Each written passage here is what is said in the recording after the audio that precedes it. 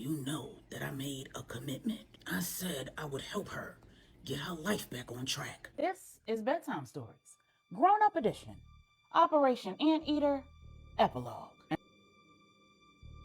the round table, Saint had given everyone gathered a wake-up call. When he was done, everyone agreed to his terms without hesitation. Catherine was proud and shaking in her boots, because her punishment had yet to be divvied out. Many had said, "Work with Angela. Write it all up. We will all review it, and we can reconvene if necessary to hash out any final details. But we'll come to an agreement that we can all live with, and make the changes that are necessary to take us into the next 100 years of the Notorious Five Families." Everyone applauded, and then Q said, "Before Saint's bid is officially accepted, I think it's important that you all are informed about a new development. I've agreed to be the go-between between the Anteater and the feds, and they want Saint." The whole room was shocked. Everyone except Saint. Then Q explained that very little would change. The feds weren't trying to control the St. James organization or the Five Families. They would use operations that the family got involved in to gather evidence against other organizations that they could use to solve and close ongoing cases. No different than what they'd done with the International Trafficking Organization. While the FBI's goal is to eradicate crime, they are well aware that that is impossible. So their real goal is simply to remove those who commit high-profile crimes that create public unrest, make civilians unsafe at a large scale, like traffickers, smugglers, those who put large volumes of illegal weapons on the streets and in the hands of children. And then Q said the relationship with the feds won't be a one-way street. Just like in the past, they'll continue to provide the Five Families necessary support, like they did with the traffickers, with Saint's arrest in Paris, etc. But they will always look for reprisal, and that's why he agreed to be the go-between between the Anteater and the feds. He didn't mention what the favor was that the feds had done him in order to get the Anteater. He also didn't mention that he'd refused to give them Melissa or Rennie, or that Ron's brother, Rudy Hobbs, had contacted him and vowed to use every resource at his disposal with the CIA to prove that Q's family was behind Ron and Kane's death. When Celeste had told her brother all she knew, he told her he would get to the bottom of it. And then he called Q. When Q gave him the same information that law enforcement had given Celeste, Rudy told Q that he may not be able to prove that any of the evidence was staged, altered, or forced under duress. His gut told him, after having worked with Q in Miami when the Newports were taken down, that Q or someone connected to Q's names were written all over it. Saint told all assembled there that he'd agreed to play ball. He and Q had already discussed the logistics, and since it went without saying that Saint didn't really rock with the ABC boys for any reason or under any circumstance, Q would be his go-between. All of the heads supported this decision because the Five Families had always had relationships with law enforcement, and before Q joined the family, those arrangements were limited to greasing the palms of higher-ups who couldn't afford to get caught with their hands in the cookie jar. So if not for Q's role with the feds and the agreement that he brokered, they would have never been able to successfully navigate the war with the traffickers without finding themselves wearing indictments as well. With all hearts and minds clear, a vote was taken, and Saint was unanimously appointed to the position of kingpin in training. But right before it was formalized, Saint said that he would not be crowned as Saint Artemis Montclair, but Israel St. James would be. And everyone in the room realized that he'd chosen an identity that would keep his personal and professional lives separate. He wasn't the first to do it in the criminal underworld, but he'd be the first to do it in the Five Families. They all had code names that they used when collaborating outside of their respective organizations, when sending electronic messages, to avoid naming high-ranking members or family members. But no one had ever gone so far as to legally change their name or create a legitimate alternative identity like Saint was going to do, to be used for Five Family business only. And that could only mean one thing. Saint didn't intend to be a kingpin in the background. He intended to be right up in front in the mix of things, making decisions, driving the plays, and taking the heat. And that was unheard of. It was risky and it was bold, but it was also brave. And the only way that he could ensure that the changes he wanted to make to the St. James organization would actually roll downhill. While all this was going on, Angela was staring a hole in the side of Q's head, because he could have told her all of this the night before. She shouldn't have heard any of it at the round table, especially not the parts that concerned their son and his future with both the families and the feds. and Q pretended like he could not feel her staring. Angela's attention was diverted when she heard Saint say, "As for Catherine, all of her power has officially been stripped as it relates to the St. James organization. Her only role in this family will be to manage legitimate St. James business under the direction of my newly chosen chief executive officer. If it was up to me, Catherine would be joining Sincere in hell. But my family and I took a vote, and I was outnumbered. The women in my life seem to believe that Catherine is redeemable." And Catherine didn't even protest. She just breathed a sigh of relief because she was happy to hear that her life would be spared. She was a little concerned about this chief executive officer who she'd guessed was going to be Natalia. She'd heard about the power moves Natalia had made while Saint was incarcerated. Montclair Enterprises was not a business intended to make Saint money. He'd actually put his own money into it. But while he was locked down, Natalia had taken his business model and flipped it. And flipped his money too. In less than 8 months, all his properties were paying for themselves. The overflow was being invested, cashed out, and reinvested multiple times over. Sincere would have to be a damn dummy not to bring Natalia in to manage the St. James organization's legitimate business. Unless, of course, she decided to part ways with Saint when he decided to be kingpin. Catherine tapped back in when she heard Saint say, "I spoke with Suki myself, and she didn't say that she would only work with Catherine. She said she'd only work with women and preferred to work with Catherine. She's agreed, though, to work with Queen Bella, with the caveat that Selima will ultimately replace Catherine, so that business Suki and Catherine were working on will be in younger hands, and to ensure that Rennie doesn't go off the rails." Then Saint asked Ezra and Big Nate to be his co-right hands, but only temporarily, while they trained Easy, who'd already agreed to take the permanent position as Saint's right hand. Saint said, "No offense, OGs.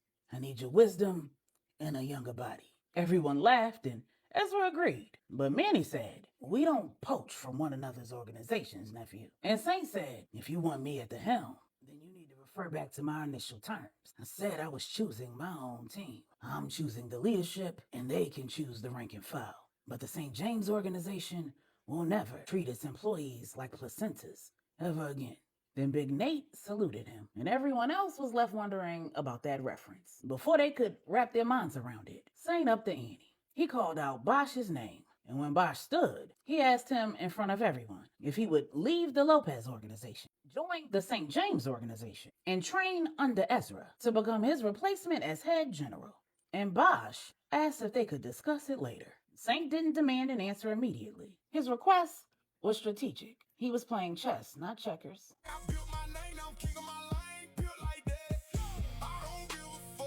When all of Saint's points of order were addressed, the round table continued with the agenda as it stood before Sincere's dirty deeds were brought to the light. Royalties were paid out, promotions were fulfilled, and changing of the guard was mostly completed. Big Nate was supposed to be announcing his retirement, and Bosch was supposed to be promoted to general in the Lopez organization. But obviously, Saint's terms and conditions threw a monkey wrench in both plans. Big Wood announced his retirement, effective immediately, and everyone thanked him for his service, and there weren't too many dry eyes in the room. Then Idra said, "I've chosen my replacement as head of the Charles family." And on the screen appeared Michael Donovan St. James, dressed to the nines, rocking a fresh Caesar and facial hair that he didn't have the last time anyone had seen him. He also was sporting a little shiner. He said, "Yup, I'm him." The whole room was shocked. The Queen Mother was grinning. Stephanie blurted out, "Let's go, nephew!"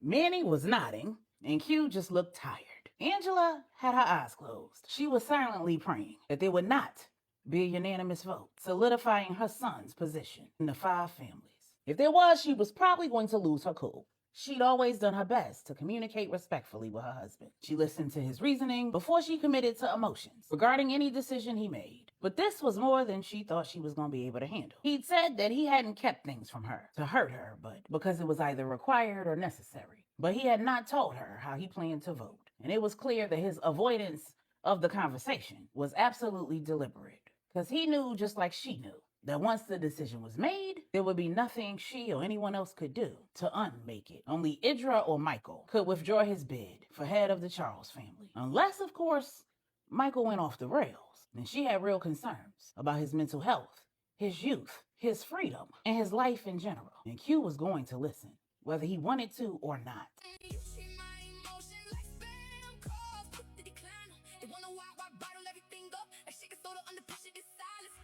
While Angela was praying silently, the discussion swelled around her. There were questions about how Michael would be trained and by whom, if he'd chosen a right hand, or would be inheriting Idris. And Michael did the honors of answering every question. He informed the group that Bigwood's retirement actually meant that he would be the head of Michael's training team. What he didn't say was Bigwood and Genesis would be sharing their time between the house in Bali that Bigwood was building for True and Idris' estate in St. Lucia, where Michael would be staying for the foreseeable future. An entire team had been identified to train him, and his training had already begun. Then the photo of Richard Merrow, known by his family as Ricky and by his friends as Spider, appeared on the screen, and Angela almost passed out.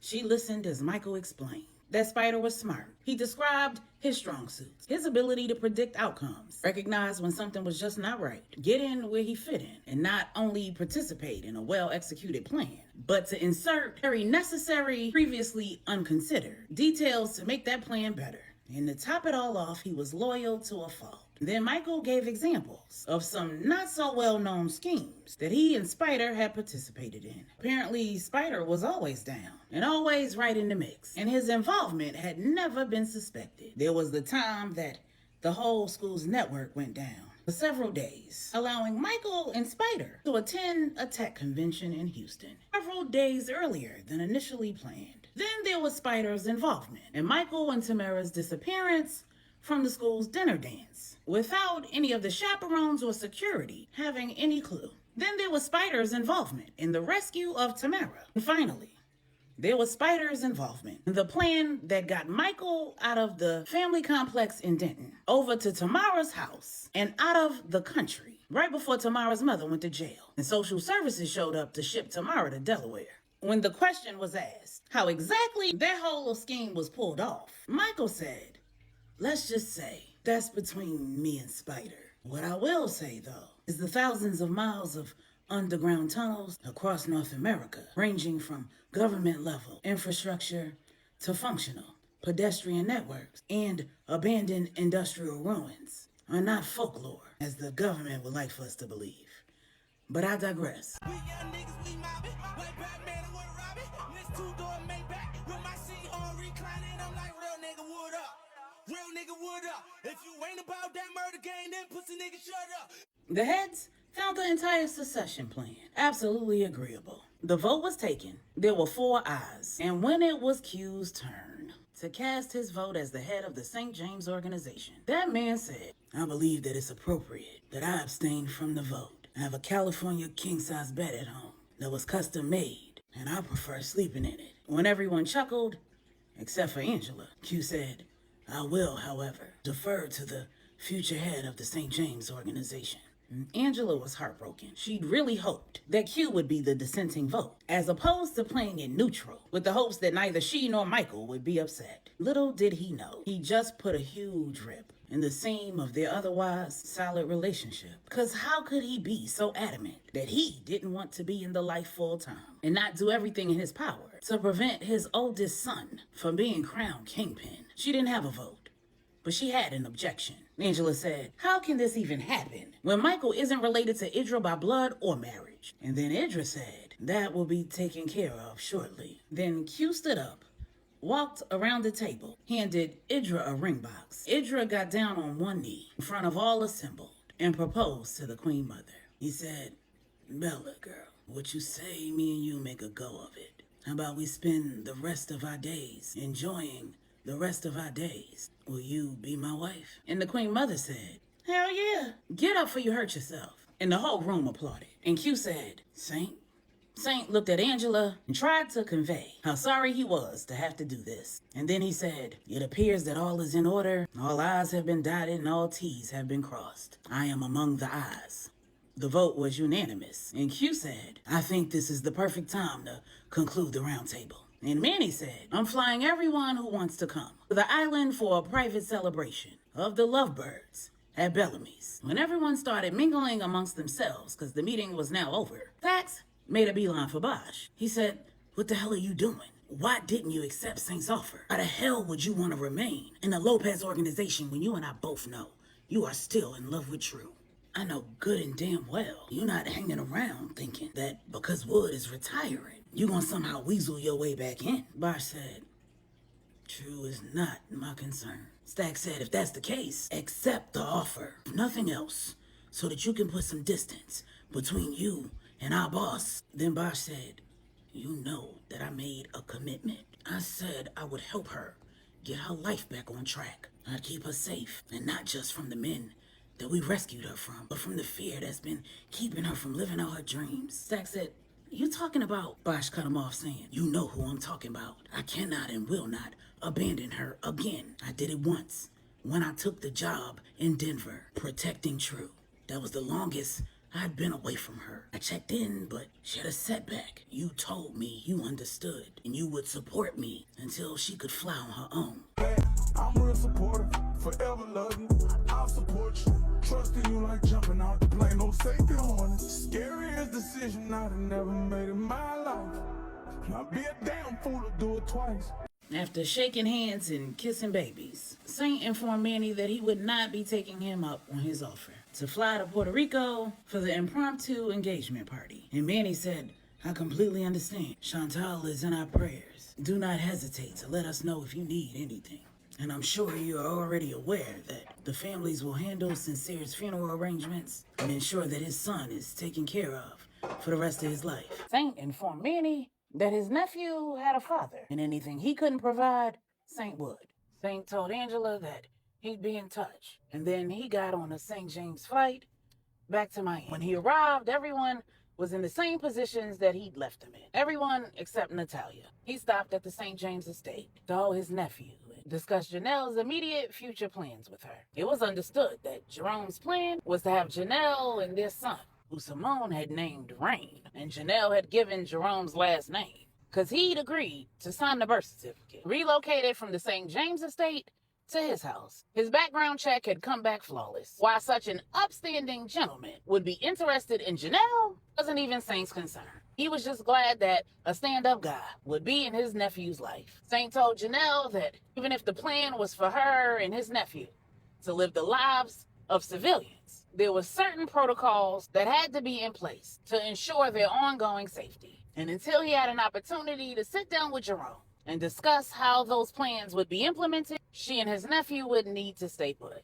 But Jerome was welcome to come visit. Then Saint and Simone headed over to the hospital, where they found Star and Summer, and no Natalia. After a brief discussion about what Saint had decided and how things would look going forward, it was agreed that Star and Simone will remain at the St. James estate, helping Janelle with their new nephew and taking turns visiting Chantal until the current set of circumstances changed. And then their plan was to go back to their lives as they'd known them before the International Trafficking Organization turned all of their lives upside down, which included finishing school, Simone completing her internship with the Charles family in St. Lucia, and Star continuing to serve as a covert. Saint didn't even try to talk her out of it. All he could do was pray that she wouldn't be one of the employees who was resistant to change as it pertained to the new non-fraternization policy. Because Star had been known to get around, and he'd unfortunately heard about that too. He'd asked about Natalia. They'd said that they'd heard from her but hadn't seen her, and they weren't sure where she was. When Saint called her, Natalia said, I am precisely where my man left me. I'm not sure why you calling me, unless you calling to tell me you're on your way. And Saint said, so tomorrow, I promise, I'll be the one sitting vigil. But tonight, and all three of the women guffawed, because they all suspected that Saint and Natalia had not quite sealed the deal. Then Summer said, aw. And Star said, damn, it's about time. And Simone said, I love that the two of you have taken your time. My only suggestion is that y'all not live together until y'all are at least engaged, but preferably until y'all are married. Star said, oh, really? And when did you become Chantal's backup singer? Let me find out you done got saved. Simone said, no, I just learned the hard way that shacking before marriage makes it less likely that marriage will come. That woman deserves a husband, not a live-in boyfriend. And my brother deserves a wife, not a spot filler. Saint said, we'll cross that bridge when we get there. Y'all have a good night. When Saint got to the cabin which is where he left Natalia early that morning when he headed back to Texas for the round table. The aromas from the kitchen hit him at the door. His stomach growled, and he realized that he hadn't eaten since breakfast. Soft jazz was playing. The lights were turned down, and he could smell Natalia's favorite scent, Date Night by Vibrantly You. The candles were lit all around the cabin. When he entered the dining room, Natalia was waiting at the table in a tasteful black satin negligee. In her hand was a glass of wine, and the table had been set with some of his favorite Puerto Rican and Trinidadian dishes. There was pollo guisado, rice and peas, plátanos, macaroni pie, and curry goat. Saint walked over to the sink, rolled up his sleeves, washed his hands. And when he turned around, Natalia was right behind him. She said, "We need a rule. Enter a room and I'm in it, you kiss me." And Saint tongued her down. When she caught her breath, she said, "A peck will do." And Saint said, "I told you, I'll never give you good when I can give you great." Natalia asked, "Hungry?" Saint said, "Famished." They sat down and ate. And while they ate, not a word was said. When Saint laid his fork and his knife down and used the napkin that Natalia had folded and placed next to his plate to wipe his mouth and his hands, Natalia said, "When you left here, you were headed to Texas to claim your father's seat at the round table. You said you would support whatever I decide. Well, I've decided to support your decision. And as long as you promise to always keep your promises, you rockin', I'm rolling." Saint went to speak, and Natalia said, "You told me that once you handled Sincere and the business with the 5 families, that you were all mine. And unless Chantal has woken up, I am going to need for you to keep that promise, sir. Now, the first time you turned me down, it was because you were heading to Paris. The second time, it was because we were in a safe house in a borrowed bed. Well, this cabin belongs to you. You own it. When I was managing Montclair Enterprises, I bought it for you. So everything in it belongs to you." Then Saint stood up, picked Natalia up out of her seat, and carried her to the master bedroom, where a brand new bed had been delivered that was not there when he'd left to go to Texas. The bed had been made with brand new sheets and a brand new duvet. And Saint did not hesitate to give Natalia everything she was asking for, everything she'd been waiting for, and everything she dreamed about. The entire 8 months that Saint had been gone. She didn't even question how Saint was able to control himself, because if she knew nothing else about the man she was sharing herself, her bed, and her life with, she knew that he'd mastered self-control. He was meticulous in his appearance, his job as a finisher, his role as big brother to his 3 sisters, and his record-keeping as the head of Montclair Enterprises. And he showed that he was just as meticulous as a lover, because he didn't miss a single solitary erogenous zone. And he took his time ensuring that her womb had the proper foreplay required for tinting and blooming, so that by the time he was ready to make entry, the way had been prepared. He made it a point to land smoothly. Because of his expert preparation, the landing pad was hot, wet, and ready.